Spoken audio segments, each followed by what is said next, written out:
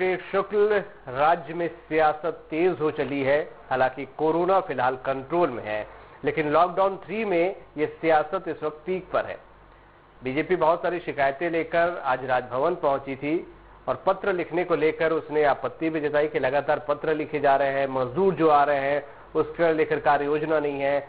ये भी नाराजगी जताई कि विपक्ष को विश्वास में नहीं लिया जा रहा, उससे बातचीत नहीं की जा रही। वहीं कांग्रेस ने भी बहुत से सवाल खड़े कर दिए, राज्य सरकार ने भी बहुत से सवाल खड़े किए।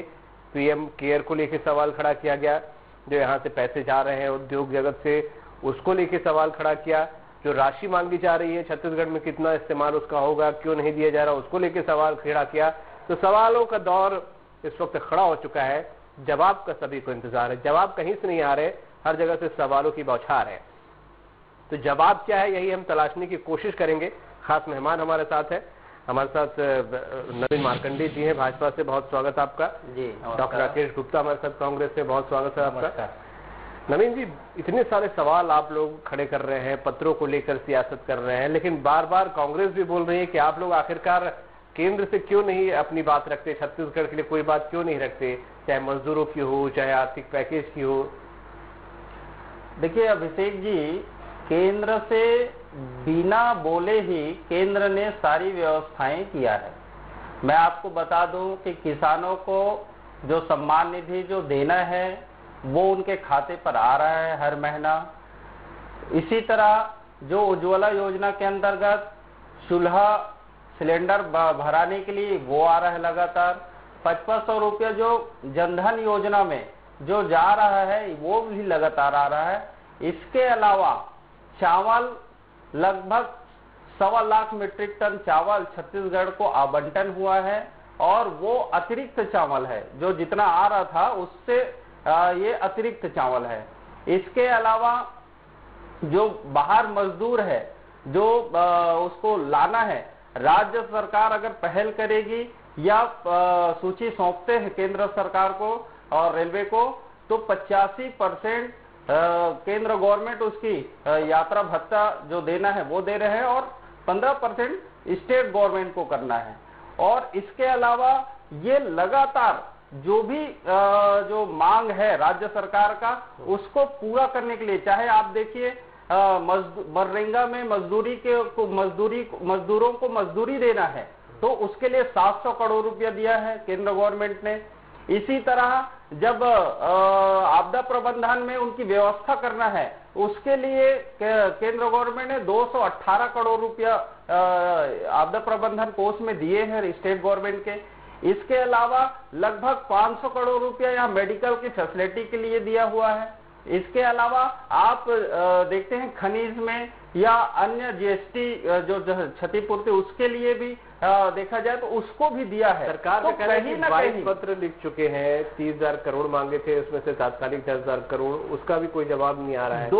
2000 करोड़ रुपया स्टेट गवर्नमेंट को अब तक के दे चुके हैं केंद्र सरकार।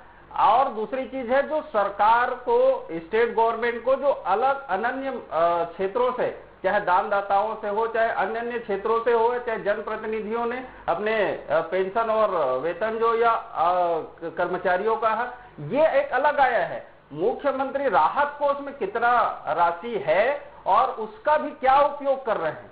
अब दूसरी तरफ एक तरफ मैं बताना चाहूंगा कि मुख्यमंत्री जी कह रहे हैं कि हम कोरोना से लड़ रहे हैं। देखिए ये जिम्मेदारी तो सबका है, लेकिन मैं ये कहूंगा कि आपके कौन सा लैब में कोरोना का टेस्ट हो रहा है, कौन सा हॉस्पिटल में, स्टेट गवर्नमेंट के कौन सा हॉस्पिटल में इस कोरोना पीड़ित जो मरीज है उसका इलाज कर रहे हैं। तो जितने भी इलाज है और वो सारे इलाज एम्स में हो रहा है और आप जानते हैं कि एम्स की जो जितनी भी खर्च है या बाकी सारी चीजें हैं वो कौन वहन करता है। और इसके अलावा यहाँ किट भी भेज रहे हैं, तो कई प्रकार की मदद कर चुके हैं।